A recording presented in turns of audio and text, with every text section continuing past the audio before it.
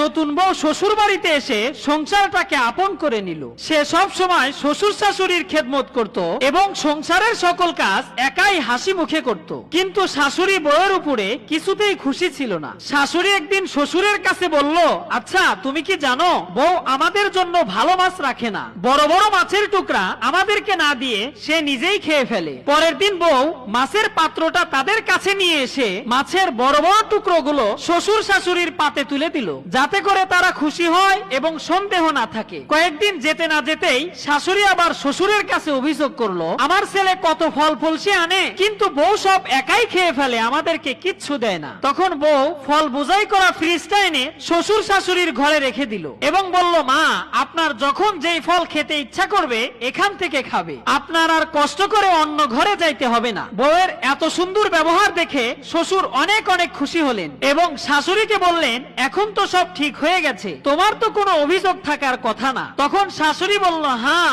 সবকিছু ঠিক আছে, কিন্তু আমার মনে হয় বউ এসব গন্ডগোল করার জন্য করছে। এত কিছু করার পরেও শাশুড়ির মনে মেয়েটার জায়গা হলো না। বন্ধুরা, সমাজের সকল শাশুড়িরা যদি বউকে মেয়ের চোখে দেখতো তাহলে সকল পরিবার সুখী পরিবার হয়ে যেত।